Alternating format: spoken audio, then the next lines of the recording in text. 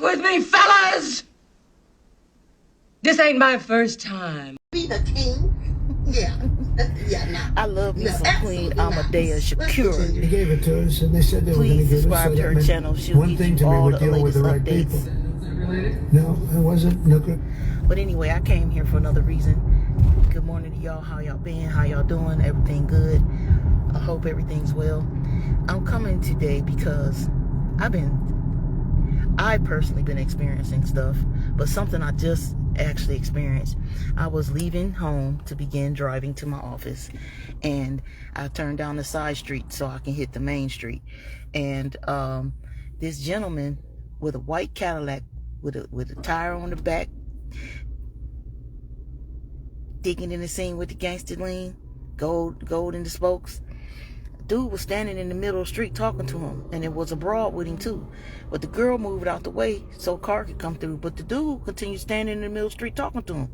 Now I'm right up on him, and I'm just sitting there smiling because you don't know these people. I'm in the hood, and he look at me and he keep on talking like, bitch, you gonna wait till I get done with my conversation with this here pimp in this Cadillac. And I'm like, so some thoughts went through my head that were not good, and I wanted to say something that was not nice. I don't even know if I should say it right now. No, T, don't say it, don't do it. Anyway, boy, you trying to pay your pimp?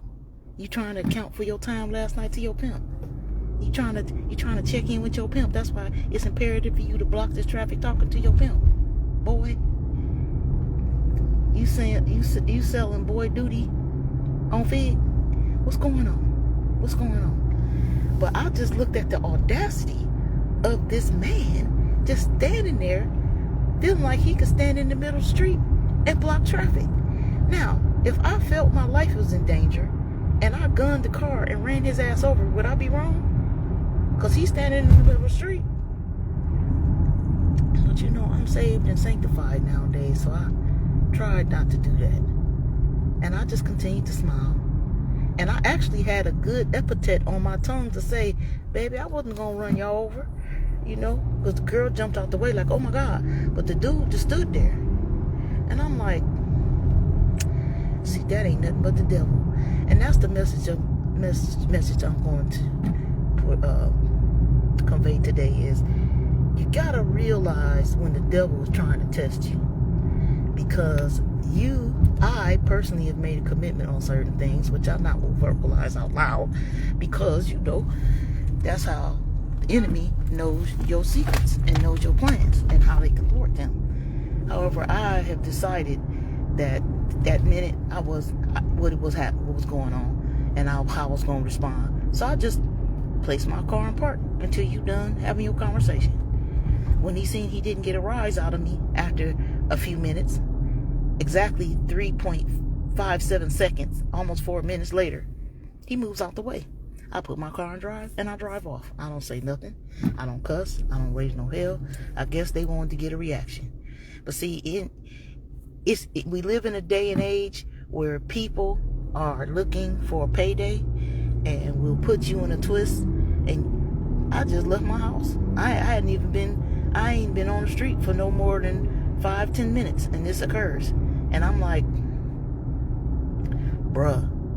But anyway, it's imperative that before we leave and head out into society, that we pray for God's protection, for our traveling grace and mercies, and keep us protected as we go to and from our points of destination, and allow us to arrive at each safely, and allow us to make it back home to our own points of destination, our own homes, in one piece and safe and healthy and well and intact. And we pray that over each other, and we pray that over our families.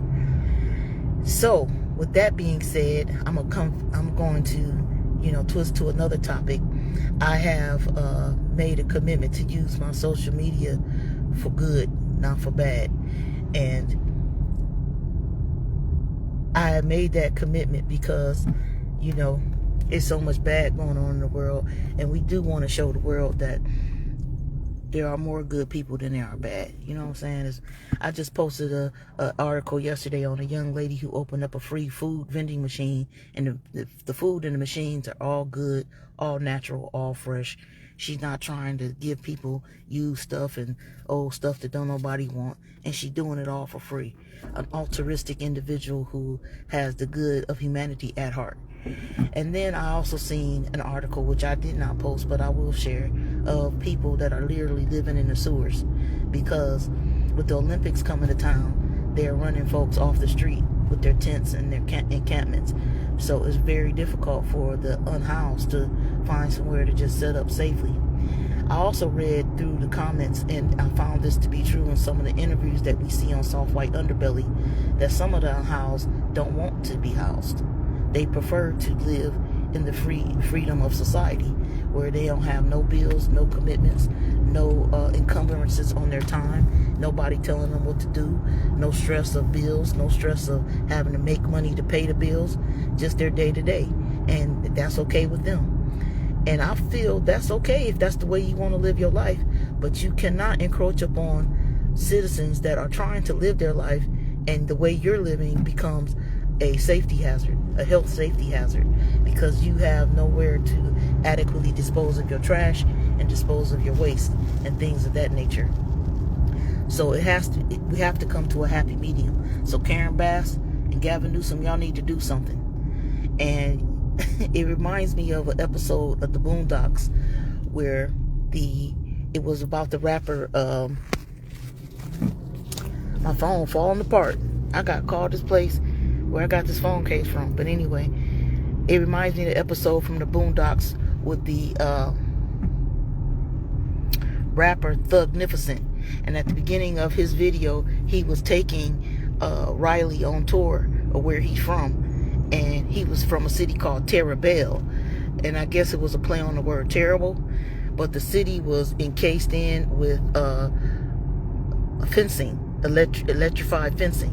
And if people tried to get out, it would electrocute them. But it was the dregs of society that lived in his city called Terabelle. And it made me think of maybe that's what needs to happen to the homeless. And I know that sounds harsh, but they need to be contained and moved away from polite society, where our public safety and public health is not being jeopardized and threatened, because they're literally using the bathroom where they stand and literally doing stuff on the street, and you don't even know what the heck done happened as you walk down that street. So when you come in your house, before you even enter, take your shoes off, and don't even bring outside world into your crib, because that's how serious it is. You know, Hollywood shows a picture of Los Angeles that's one way, but the way that it really is another way, and it's getting worse by the day. And I can remember a time when it wasn't like that.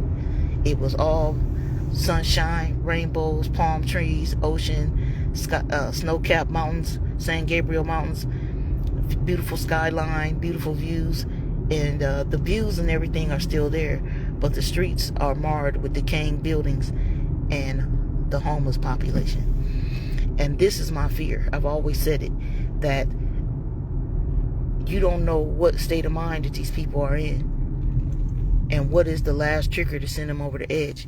You can't be hungry, jobless, penniless, homeless, no clothes, no resources, nobody that really care about you, and you see people just walking past you like indifferent, like you're just part of the scenery.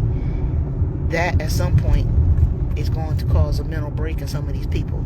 So when you see people that are homeless that you say they all got mental problems, they might not have had the mental problem to begin with. They might have been on edge, but living out there has sent them over the edge. So in essence, we gotta, with the story I started off with the man in the middle of the street being rude and blocking traffic, and segue into the unhoused population, we got to be careful how we approach these people that we come in contact with out here on these streets, because folks is crazy, and we living in a time where the devil is busy and he's trying to devour as many souls as he can and put ideals and things in people's mind that he has a stronghold on, to do crazy stuff to good people like you and I. So again, we pray for the continued peace and protection and blessings of God to be upon us as we go out here in this world and allow us to make it back to our places of peace and our humble abodes safely. That's my message for today.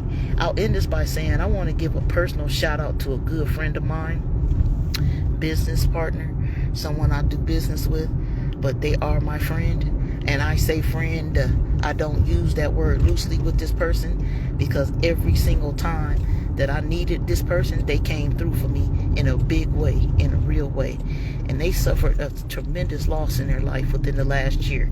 And they've had to fight their way out of this depression and out of this grief. And I know firsthand how that feels and what it takes to continue to move on, particularly when you're the leader and you head up your own business and you got to continue to press forward.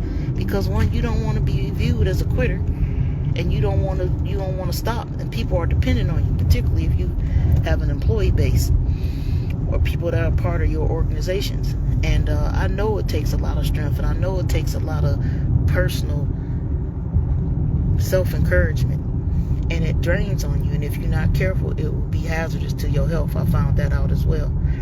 But she's pulling through, and she is definitely taking her grief and her sadness and her pain and her trauma that she's been through and using it for good, with a good, inspiring message. And so shout out to my friend Holly.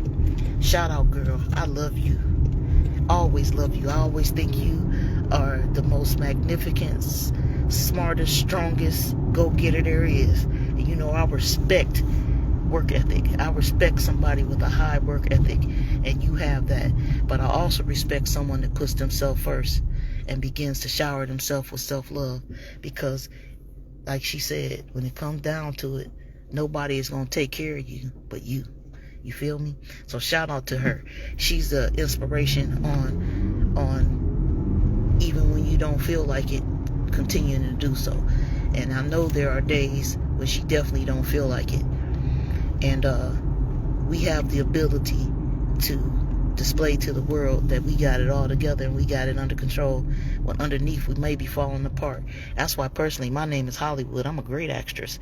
I have the best actress award. You'll never know what the fuck is going on with me, because I won't tell you. I will continue to present myself to the world and those around me and those who depend on me as a strong, intelligent individual that I am. And whatever I'm dealing with on the inside, I'll deal with it, because it's nobody's responsibility to take care of you but you. And with that being said, it is also your responsibility to ask God to continue to protect you and bless you as you travel out here in this world, because folks out here today is crazy in a real way. That's my positive message for you today. And take the time out, please, to subscribe to my YouTube channel. I will post a link in the comment section for more positive and encouraging messages like this. All right, y'all, take care. Y'all have a great, wonderful day. Stay aware, stay peaceful, stay protected, and stay dangerous. Peace. Move, bitch, get out the way. Get out the way, bitch, get out the way. Move, bitch, get out the way. Get out the way, bitch, get out the way. Move, bitch, get out the way. Get out. Move, bitch, get out the way. Get out the way, bitch, get out the way. I said move. Get out the way. Get out the way, bitch, get out the way. Whoa.